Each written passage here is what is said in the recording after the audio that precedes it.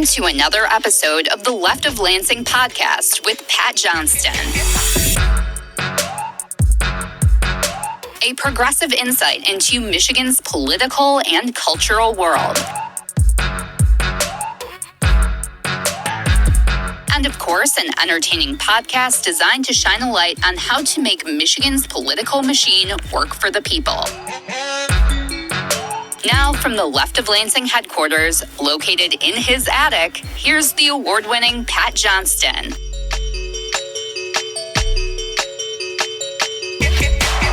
Oh, yeah. Welcome to another edition of Michigan's premier progressive podcast. I am Pat Johnston.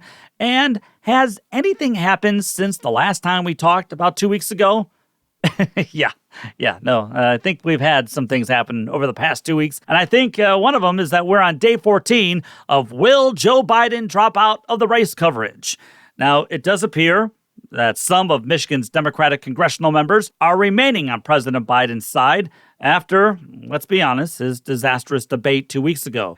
Good friend of the podcast, John King from Michigan Advance, reports that Governor Gretchen Whitmer, Senator Debbie Stabenow, and Congresswoman Haley Stevens have publicly said that they continue to back Biden. However, State Representative Phil Skaggs of East Grand Rapids released a statement on his social media begging Biden to pass the torch to a new generation of Democrats if we hope to defeat Trump and his Christo-fascist brigade. Former State Democratic Party Chair Lonnie Johnson also called for President Biden to step aside. A friend of the podcast, State Representative Jason Morgan, meanwhile, told Michigan Advance that while Trump was absolutely awful during that debate as well, and he was, it's up to Biden to decide if he wants to remain in the race. Not exactly a ringing endorsement, really. Former Congressman David Bonnier talked about Biden's struggles in that debate and declared it a technical knockout, a TKO, as he expressed his desire for Biden to hand the torch over to Vice President Kamala Harris. Attorney General Dana Nessel used a more indirect approach, I think, when she released a tweet over the weekend describing her support for U.S. women's soccer legend Alex Morgan's decision to not be part of this year's Olympic team, saying, and I'm quoting here from AG Nessel, "I adore Alex Morgan, one of the greatest of all time, but she's aged significantly from her prime playing days and gracefully accepted that in order to win the gold, it was time to pass the baton."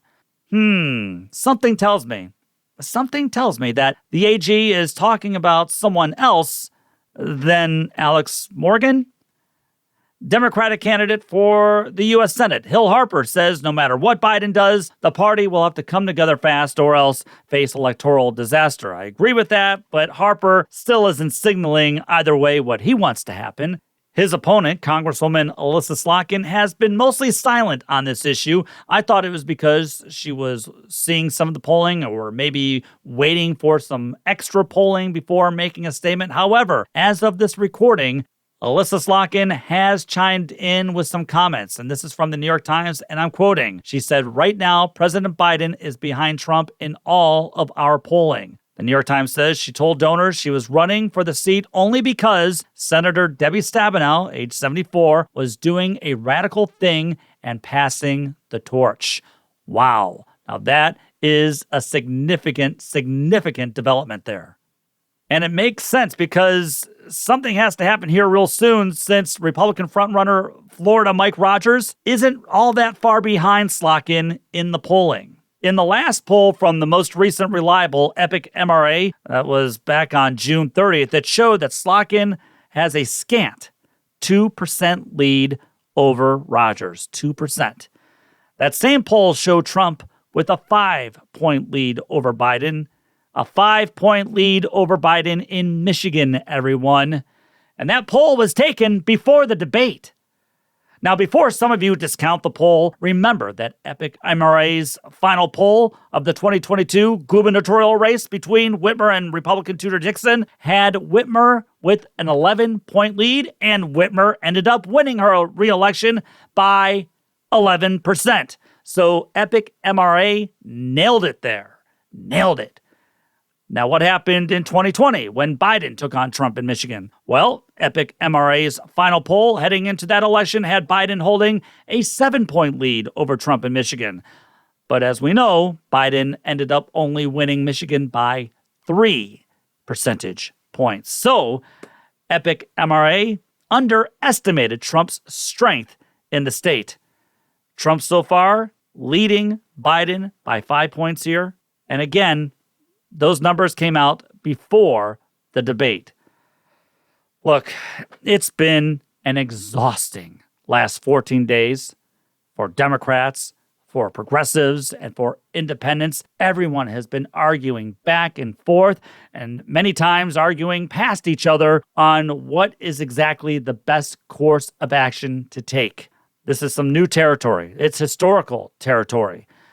I gave my viewpoint on YouTube the day after the election, and my opinion still holds that I think that Biden should step aside. But listen, I respect everyone who has differing opinions on this subject. Again, we are in new territory. I understand the arguments saying that everyone must just stick with Joe and that it really could be taking a hell of a chance. All right, that we could really be taking a hell of a chance to usher in a new person, whether it be VP Harris or someone else like Governor Whitmer. I get that. I get it completely. I've heard some echo the sentiments that we can't relive another Chicago 1968 convention, which eventually led to the election of Richard Nixon. But while this year's Democratic convention is also happening in Chicago, I think we're taking the wrong conclusions of that convention. First of all, President Johnson stepped aside because his polling numbers inside the party weren't the best due to the Vietnam War, and he got out back in March of 68. Second, and this one I truly believe, but I have to admit, we'll never exactly know for sure, but I truly believe had Bobby Kennedy made it to Chicago, he would have been the nominee. And I think it's safe to say he would have destroyed Nixon. I mean, he definitely would have been able to energize the ticket, the Democratic ticket completely, more than Hubert Humphrey turned out to be able to do. We can't discount the demoralization that Bobby Kennedy's assassination had on so many people who put their hopes on him to end the war. I mean, everything unraveled in ways in Chicago in 68 that no one could anticipate for the Democratic Party. But this time it's different. This time, people are so afraid of another Trump term that they are in need of someone showing that they are ready to not just fight against Trump and the extremism and the elite corruption that he represents, but they are needing somebody to demonstrate how they are fighting for them on a daily basis from now until Election Day. That debate shook everyone up, and rightly so. They saw the polling, but they believed, and I have to admit, I think I was one of them still holding out hope that as he did in the State of the Union back in March, I hope that Biden would relieve some of the worries that many of us had about his age and his ability to take it to Trump. But he didn't do it. He couldn't do it. And you can't blame people for freaking out. You can't blame people for freaking out and for wanting an alternative or calling for an alternative. And I don't think telling everyone to love it or leave it, to use the saying many on the right yelled at anti-Vietnam protesters of the 60s, I don't think that's a winning strategy either. Look, I don't know what's going to happen. I don't. And if Biden ultimately decides to stay in the race, okay, then that's what we have to go with. I've given my piece. And I hope for a change at the top of the ticket. I really, really do. But if he doesn't step down, then I hope I'm disastrously wrong about everything. I do. And I hope many of you on election night or the day after the election will come at me and say, Pat, you were wrong. We were right. Hey, I hope you guys prove me wrong. And I hope Joe proves me wrong. My podcast, though, is most concerned about what's happening here in Michigan. And I'm going to try to fight to keep Michigan's legislature blue. And I'll keep pushing that message from now until Election Day, because as much as we are focusing on what's happening at the presidential level, and it is indeed important, as I'm going to talk about here in a second, we have to keep the state legislature blue. We have to keep the state house blue. because I believe Michigan is truly providing a blueprint for all Democrats to follow across the country. In fact, if the Biden team and Democrats really wanted to control the media narrative and at least divert the frenzy around Biden's age and health, I wish they'd use Governor Whitmer, who's part of his re-election team. I wish they'd use her to show how Michigan Democrats are passing policies proving that we are truly the anti-Florida.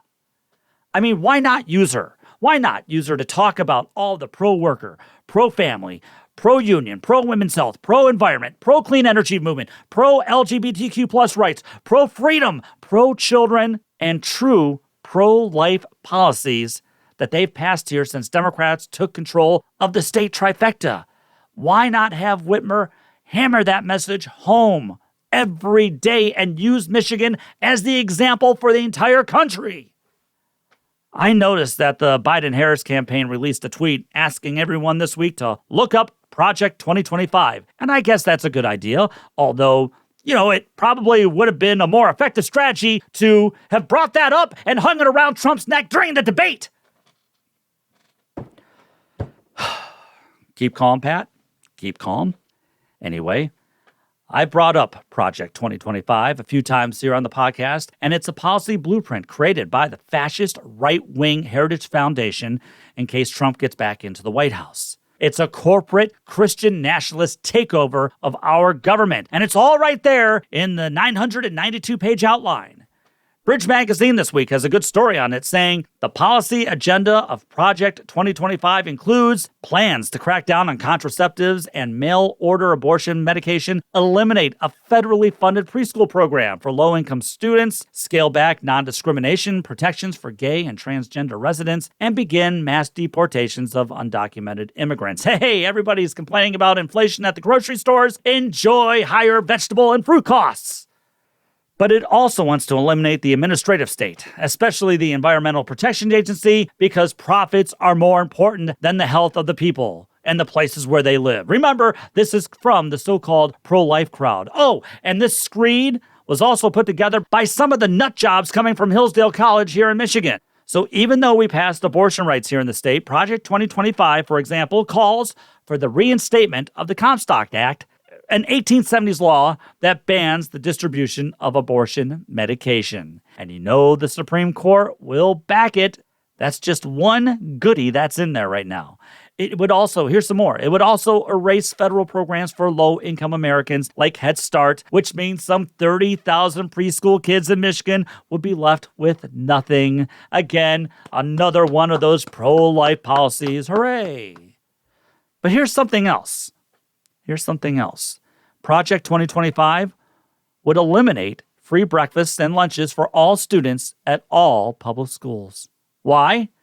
Because those are popular programs, everyone. They're popular with parents, and as we've seen how successful that program here is in the state, Democrats, along with a little bit of Republican support this time around, passed an extension of the free meals at public schools program. You see, if they're popular, that means it's harder for right-wingers to pass school voucher laws, which diverts money from public schools to for-profit charter schools. That's always been their goal. That is why they are against free meals for all public school students. So if Trump gets in office, free meals for students, gone. And there's nothing we can do about it. Also, Project 2025 wants to attack and eliminate Obamacare and hurt Medicare and Medicaid. We already heard Republicans in Congress say that they want to go after Social Security and privatize it again. I mean, this is what a Donald Trump victory means. And this is what former Governor Rick Snyder wants, as he's currently raising cash to put MAGA Republicans back into power in the state house. You see, the state house is up for grabs this year, everyone. And if MAGA Republicans get the gavel, buckle up. Nothing will get done here. They'll block common sense progressive policies from ever reaching Governor Whitmer's desk due to their backcrap insane beliefs. For example, just this week, Governor Whitmer signed a bill into law introduced by another friend of the podcast, State Representative Ron Chief Puri, that from now on prevents homeowners association agreements from blocking homeowners from making energy-saving updates on their homes, like installing solar panels. So, like Michigan Democrats did when they passed a law allowing farmers the freedom to use their own land for large clean energy projects like solar and wind farms, Democrats believe people should have the freedom to save on energy costs while helping the environment at the same time. Everyone, that's called common sense. Everyone, that is called freedom. And that's what MAGA Republicans and their precious Project 2025 want to take away from you. They want to take away your freedom. Why do you think Trump is distancing himself from Project 2025? Why? Because it's fascism on steroids. But as much as he wants to say he didn't know anything about it, it sure seems like he's surrounded by supporters who helped write it. I mean, that's how you change the narrative. That's how you play offense. Hang a Project 2025 like an anvil around his neck.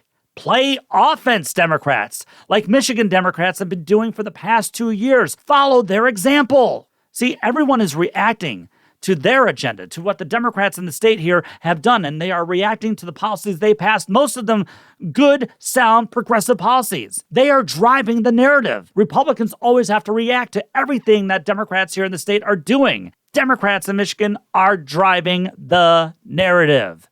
And is it any wonder why Whitmer enjoys strong polling numbers in the state? Democrats are driving the narrative because they are passing policies that are popular with the people.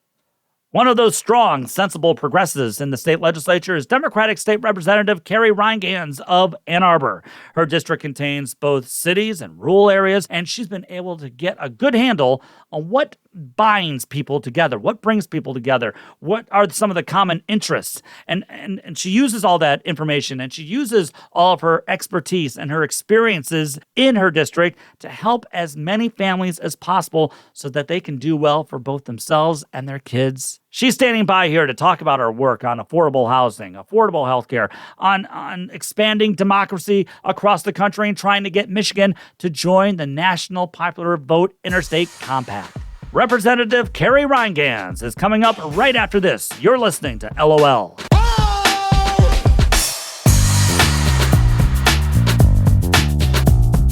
It's the Left of Lansing podcast. If you truly want to get Pat fired up, talk about Tigers baseball or how you think the 90s produced the worst music of any decade, you've been warned. Email him at leftoflansing@gmail.com and follow him on Twitter at leftoflansing. Here's Pat.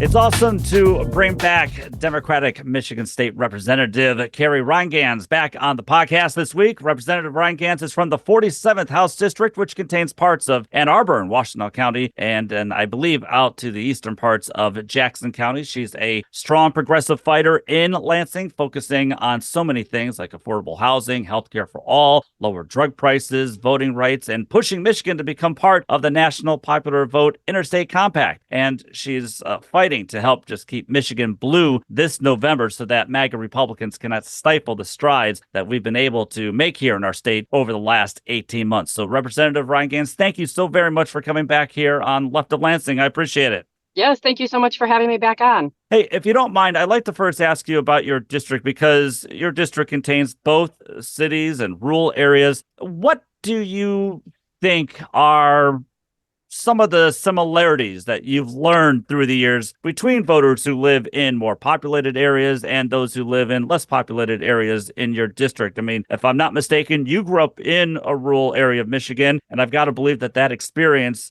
really helps you connect with so many people, in a diverse area of your district.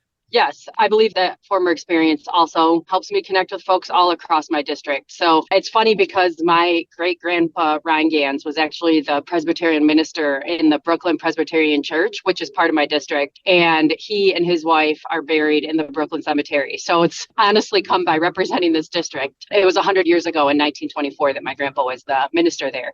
So I grew up in a small town, and my husband jokes, he likes to say that I speak fluent Republican, which is true. I do. And I understand where folks are coming from in rural areas. And I would say, and you've probably heard this from a lot of folks, issues that people are top of mind in rural areas are the same issues that are top of mind in more urban and suburban areas. It truly is not surprising that people are most worried about housing, about the cost of living, about making sure that they have health care and accessibility to health care. These are things that people are worried about in both urban and rural areas. I've been talking to some activists in different parts of Michigan, especially rural Michigan, and also some who just want to run for their city government and county government. And I've asked them similar questions, so I'm going to ask you the same. What do you think Democrats or progressives can do better to reach out to rural voters? The data has shown, of course, over the last few presidential elections at least, but many elections, that Democrats have not been doing as well in rural areas. What do you think Democrats can do to reach out to those voters a bit more? Well, I do think it helps for us to show up and to be involved and to make sure that we're listening to folks. I think a lot of rural voters feel a cultural identity in Republican politicians more than they necessarily think through all of the issues that might be facing them. A township supervisor or a county clerk, they have a specific role at a specific level of government. And I think it varies across the state. And people don't necessarily think of the role of their village government or their township government in its role in fixing roads or whatever, as far as when they're thinking of who to vote for. I think it's more of like a cultural feeling of feeling more aligned with Republicans overall. Most voters do think of what happens at the top of the ticket in DC as what their politicians are representing on the local level. So it is interesting to talk to folks and say, well, like your township supervisor really only focuses on a very small, specific amount of things. They're not the one that really makes gun laws or decides what is taught in school. So it's an interesting juxtaposition to talk to folks in rural areas and have them tell me what they're really focused on. And sometimes their local electeds are not really going to be the ones to address those items. You brought up something that others have brought up too, though. The first thing you said, Representative, was showing up. And I think maybe that's where some Democrats for many years have fallen short, is that there are many times in rural districts, people don't even have that option to vote for a Democratic candidate. So just showing up sometimes and letting people know, hey, look, we're out here, we're listening, we want to help you. That's a major starting point. For sure it is. I will say 2 years ago, ahead of my primary, I ended up catching COVID and had to convert from knocking doors face to face to doing phone calls. And I made hundreds of phone calls to people in the rural Jackson part of my district. And a lot of people answered and said, oh my gosh, I didn't even know there were any Democrats out here. I thought I was the only one. It's been really important for me to make sure I'm in my rural parts of my district, along with Senator Schenck, who also represents a lot of the same rural parts of my Washtenaw and Jackson district. And we really try to make sure that all the township supervisors have our phone number. We go meet with them. I've met with the Jackson County sheriff and clerk and prosecutor just to make sure that I know them and they know me. And I think it really helps. I've definitely heard from some of our rural township folks, especially in Jackson County, that they're actually feeling very represented, even though they disagree with me on many policy items. They feel like if they had a question, they could contact us, and they have. And we've been able to help them secure funding and address policy issues. And I think they're pretty pleased with feeling like they're involved and we're involved with their communities too. State Representative Carrie Rheingans is my guest here on Left of Lansing this week. I saw a video that you posted back in 2022, saw it on YouTube when you were running for the State House, and you said something interesting when describing your campaign priorities. You brought up infrastructure, and you said something that, in addition to, of course, when we think infrastructure, roads and sidewalks and internet access, all very, very important, of course. You said that infrastructure also meant health, behavioral health, elder care, and child care. And I thought that was an effective way to say that infrastructure includes those aspects as well as the physical infrastructure needs. What kind of work do you think has to be done to get everyone in the state and across the country, for that matter, to get into this mindset that infrastructure is more than just the physical things like roads and sidewalks? Yeah, so I think this isn't just my own thoughts and talking points. I think the Biden administration really was embracing this early on and is trying to figure out ways to help push this idea across the whole country. This care infrastructure is really important because, we as workers can't do our work if we don't have the internet and the roads to get to work, right? But we also need to make sure that our loved ones are cared for and our workers are healthy and cared for. So how do we make sure that we, have the appropriate amount of elder care, the appropriate amount of child care? How do we make sure that if we are injured at work or if we are sick, that we can get the care we need to help our injury or sickness, or also help us if we are trying to get just up to speed on a regular everyday basis with our health as far as mental health goes. So I think it's very important to think of these because we can't have a healthy, thriving economy if we don't have healthy people. And the way to get healthy people is to make sure we're all cared for while we're working or while we are sick. Representative Rheingans, you mentioned in that YouTube video that I just brought up, you talked about how so many parts of our state's economy suffered through disinvestment, especially here in Michigan. So what would you say to some voters out there who would say, yeah, hey, look, I agree with you. We've got to invest more. But what exactly have state Democrats done with their power to reverse those trends? What would you say to them?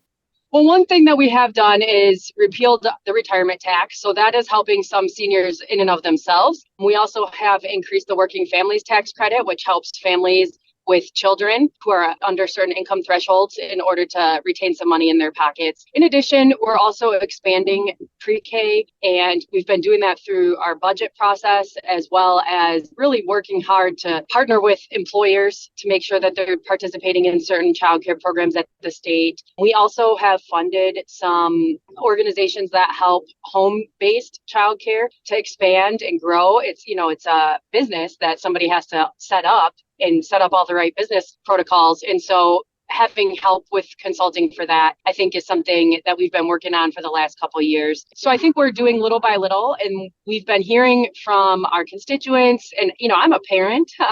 I was just talking earlier about dropping my child off at summer camp so that I could be out working today. We do need to make sure that we have enough parents of younger kids in the legislature so we really can relate to our constituents. This is a huge issue facing our community. Childcare is very expensive, and it still doesn't even pay the workers as much as they really deserve. So I think there's a whole structure here that we need to examine to make sure that there is sufficient childcare. And I think that Democrats in our trifecta are really looking at this, trying to figure out how do we fund this appropriately, and how do we make sure that the right technical support is there and the right business support is there to help expand this industry really across our state. I recently spoke with Danielle Atkinson from Mothering Justice, and yes, they're part of this coalition demanding that paid family leave bills, which have been sitting in the state legislature for a year, that they get some action. This would help so many working families who have to care for a sick relative or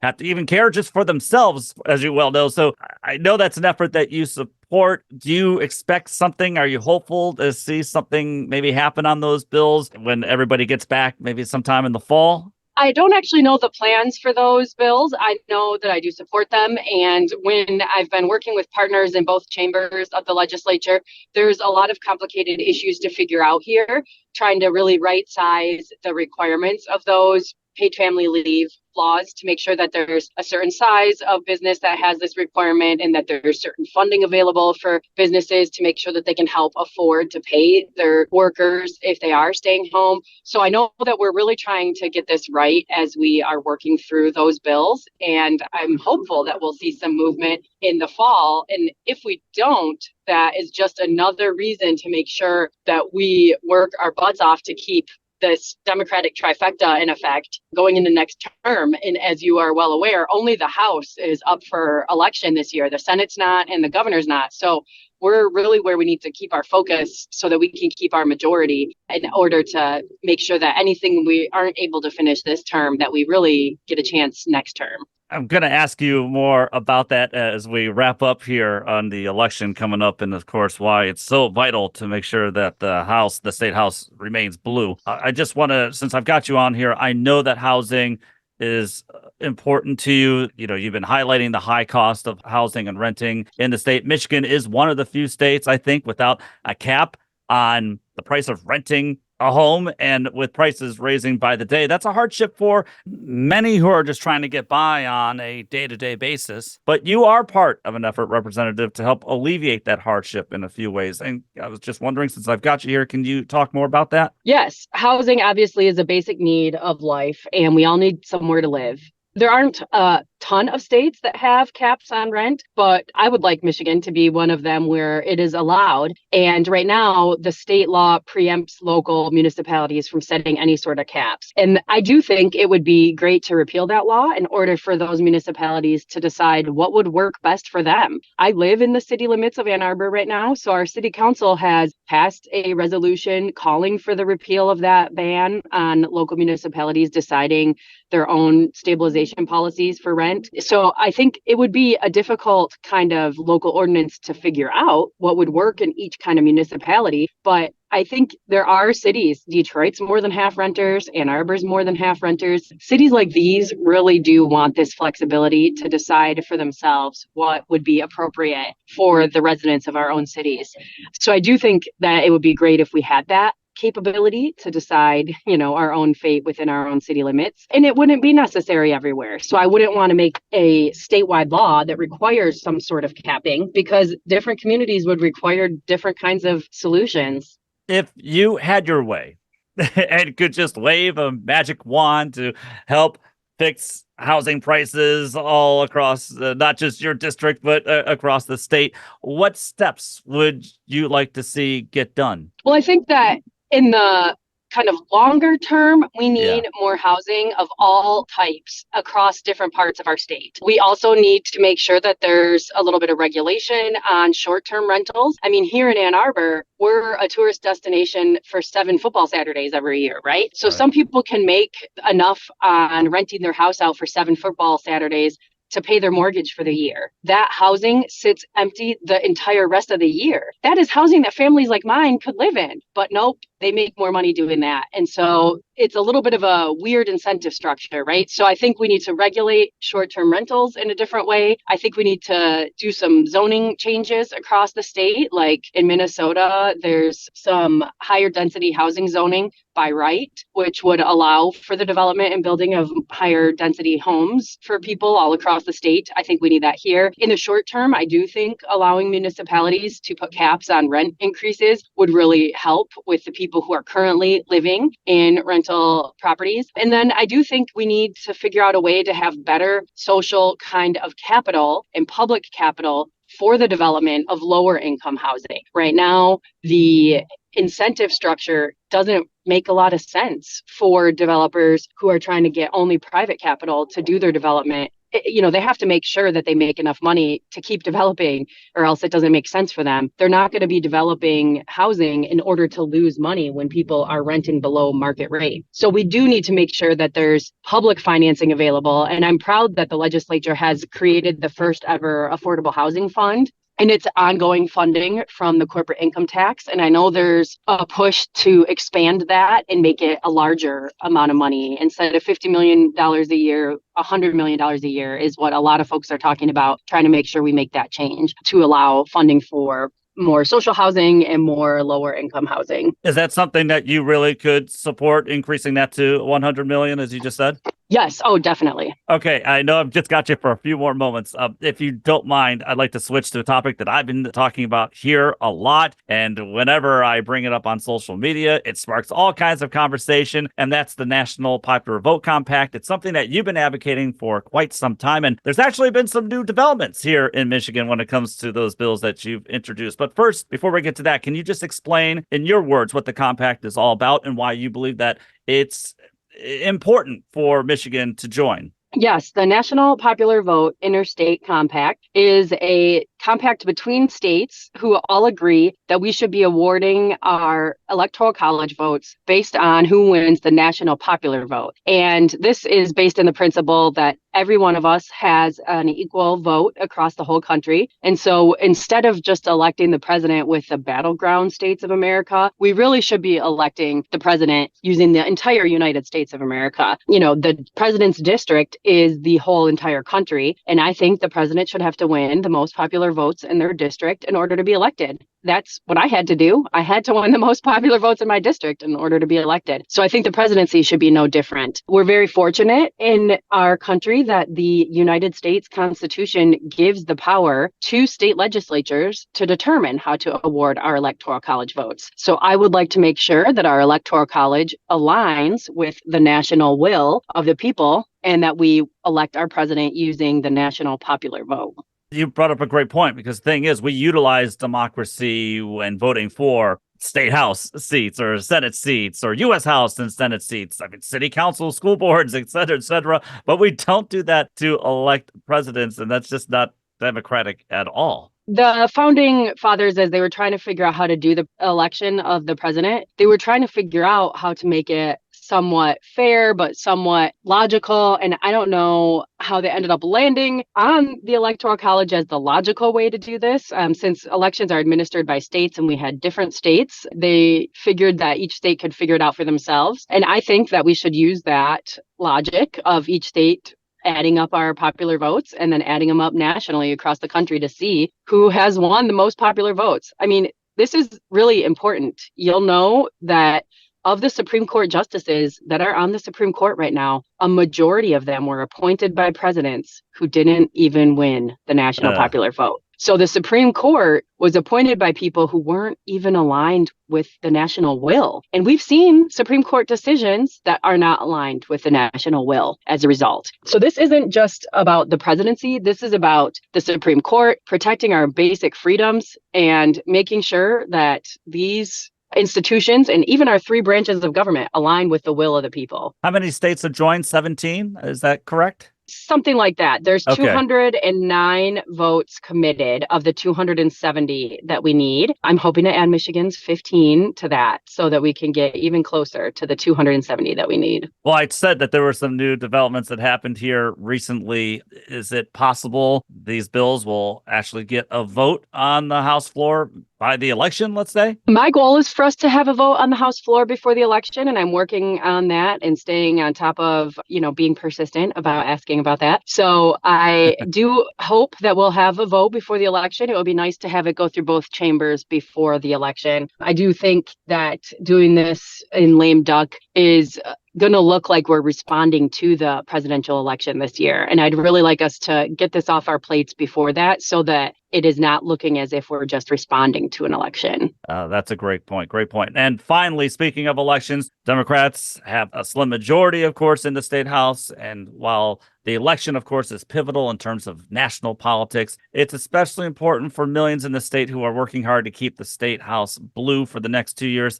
We know that there's some big money being raised by Republicans, such as former Governor Rick Snyder, who wants, the out-of-touch extreme right-wing MAGA Republicans to get the House gavel. And I think that's in part because he's tired of seeing what Democrats have been doing here to erase his so-called legacy by passing some common sense legislation. But what will you say to your constituents while campaigning this fall on why it is so essential that Democrats retain control of the House and thereby the state trifecta? Well, we've made a lot of great progress this term. And if we want to keep that progress going, we need to maintain this trifecta. Things like school lunches and school meals for kids in public schools, that only was possible for the first time through a Democratic trifecta. If we want to keep that going, we need to make sure that we have a trifecta going forward. And if we want to keep pushing for common sense safety, gun safety regulations, if we want to keep making sure that our elections are secure and voting rights are expanded to every corner of the state, we need to make sure that the Democrats maintain our trifecta. And if we want to protect our other basic freedoms, like our reproductive freedoms, we codified and passed other laws that help support abortion access.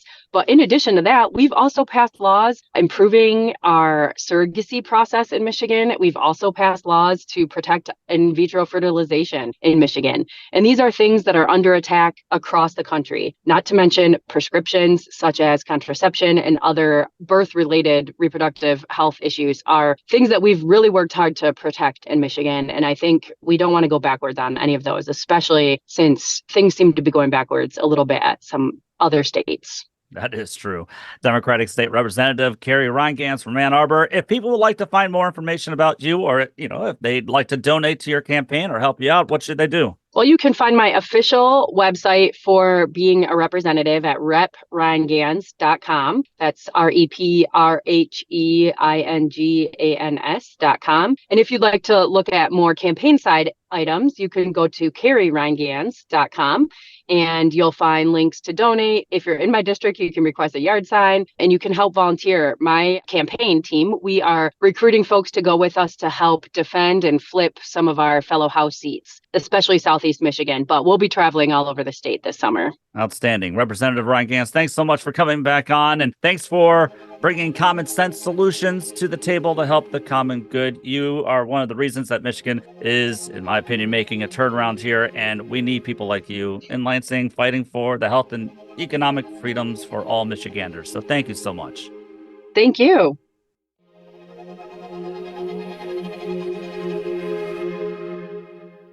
He spent nearly 25 years working as a liberal voice in conservative talk radio across the state, and he's still a somewhat stable person.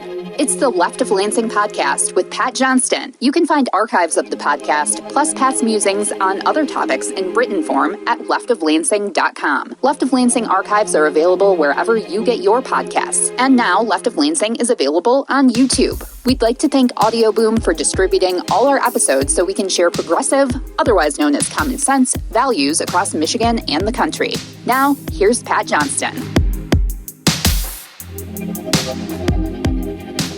Representative Rheingans mentioned something Democrats also passed, and I forgot to mention it in the opening segment, and that's common sense gun safety laws like safe storage, expanded background checks, and red flag laws. Speaking of which, the Detroit News had a story about Michigan's new red flag law this week, and it says at least 114 extreme risk protection orders have been used to remove the firearms of individuals believed to be a risk to themselves or others since the state's red flag law went into effect last winter, according to data by the Detroit News. And the news says that a vast majority of those were requested by law enforcement. So you see, we were kind of right when we said that police would like having this tool at their disposal. It's about saving lives. And that's what police are trained to do. But of course, when it comes to the gun violence epidemic in the country, more must be done. Over the holiday weekend, Michigan suffered its worst mass shooting in history when 2 people were gunned down and 19 others were injured during a block party on Detroit's east side. So far, no arrests have been made. So, yes, congratulate Democrats for getting something done after the school shootings that we experienced in the state, but realize there's more to do when it comes to gun violence in Michigan and across the United States. Here's this week's Left of Lansing Last Call. So this week I visited my neighborhood Rite Aid pharmacy for the last time before it closed down. We've been a customer there for at least, 2+ decades, and the pharmacist and workers there did so much for us. I mean, I just had to pull up to the drive-through window. They saw me, they knew who I was, and they just bring my prescriptions to the window without even having to ask me my name. They helped give me my flu shots and COVID shots and boosters. They were there for the community. They did good work. But every Rite Aid store in Michigan is now closing. So when I went to pick up my last prescription there this past Monday, I apologized to the worker who waited on me. And she appreciated that. She did, but she was visibly sad. And she said that others in her family were experiencing the same thing in other areas across the state. She and her fellow co-workers are now out of a job. They're out of a job by now. As many of you know, Rite Aid closed up all of its Michigan stores and a chunk of stores in Ohio. Customers are having their medications and records shipped to Walgreens, or if you live where I do, where the Walgreens across the street is also closed down, everything is being shipped to Meijer. Rite Aid filed for bankruptcy last year, and as the Detroit Free Press reports, that's due to declining sales, mounting debt, and a lawsuit that it may have contributed to the nation's opioid crisis. But there's actually more to it than that. As the Ohio Capitol Newsroom reports in a big story this week, Rite Aid also suffered from pharmacy middlemen known as pharmacy benefit managers, or otherwise known as PBMs. The Federal Trade Commission unveiled a preliminary report this week describing how these large PBM middlemen, which include CVS Caremark, Express Scripts, and Optum Rx, is part of a much larger corporation that also owns a top 10 health insurer. They also own pharmacies, doctors' offices, and other links in the healthcare chain. And the report says that these three big PBMs, they get to decide which drugs are covered. They get to create pharmacy networks, and through this opaque system, they decide how much to reimburse pharmacies for the drugs they dispense. I mean, isn't that wonderful? Sounds like a wonderful, wonderful system. What could go wrong? The three biggest PBMs together are handling nearly 80% of prescription drug transactions on behalf of insured Americans, the FTC report said, and the largest six PBMs manage nearly 95% of all such prescriptions in the U.S. Everyone, this is driving out competition in the market, which of course leads to higher prescription costs for all of us. And here's another scary part of the report. It says all three of the biggest PBMs operate mail-order pharmacies for expensive specialty drugs such as cancer medication. And they often encourage, if not require, patients to get their medication from them. That has resulted in PBM-affiliated specialty pharmacies controlling some 70% of sales in that class of drugs. Wow, I mean, the system isn't working, everyone, and it's driving out competition as these PBMs offer higher reimbursement rates to their pharmacies, while non-affiliated pharmacies have to pay higher costs. We're witnessing how that's hurting my rural town and also rural towns across the country, as 10% of pharmacies in rural areas closed in the past decade. I mean, this is not how capitalism is supposed to work, at least I didn't think so. Representative Rheingans last year proposed a bill that helps protect people who use copay assistance funds to pay for their medicine. You see, insurance companies and these PBMs are using some tricky math. Wasn't that what George W. Bush once said? Tricky math to stop patients from using their copay assistance funds towards their deductible, which ends up costing patients even more, which is exactly what these PBMs want. Representative Rheingans' bill, I don't believe, has passed yet, and I'm hoping after all of these pharmacy closures across the state due to greed, that Democrats will get cracking on it when they return this fall. Again, it's a no-brainer, and it will help some people at least, especially those who desperately, desperately need it. And see, people like Representative Rheingans are doing their best to try to help people. Wait. You think MAGA Republicans are going to do anything about this if they get into power? You know better. You're listening to the Left of Lansing podcast. The music you're hearing is by Wander Beats. To hear the latest project, check out Space Leopard on your favorite streaming site. Now back to our favorite progressive voice in Michigan. It's Pat Johnston.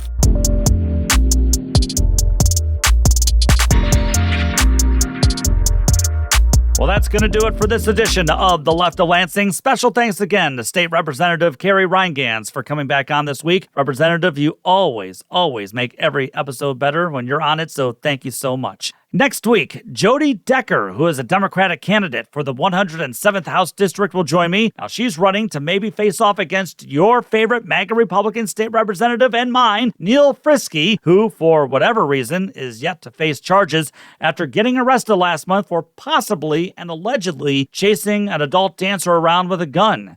That's who's representing that district, which includes Charlevoix. But while that's happening, Jody Decker is running to bring back some sanity and some common sense because she, like many of us, want to just help people. And help people, especially in her district. So she's my guest next week. Don't forget to subscribe to the podcast, and don't forget to subscribe to me on YouTube as well. Listen, subscriptions really, really help out. And it helps me get the message out to as many progressives and progressive-minded people out there, especially across Michigan and across the nation. So thanks again for listening. Let's see what happens next week, and let's see what next week will bring us. Until then, remember, stay on offense and take the battle to them. Thank you, Michigan!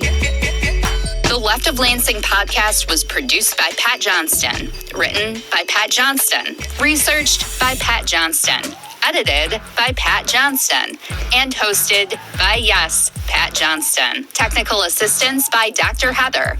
And thanks to our good friend Kirsten for the awesome podcast logo. Remember to visit leftoflansing.com for more news and information. Thanks again for listening to the Left of Lansing podcast.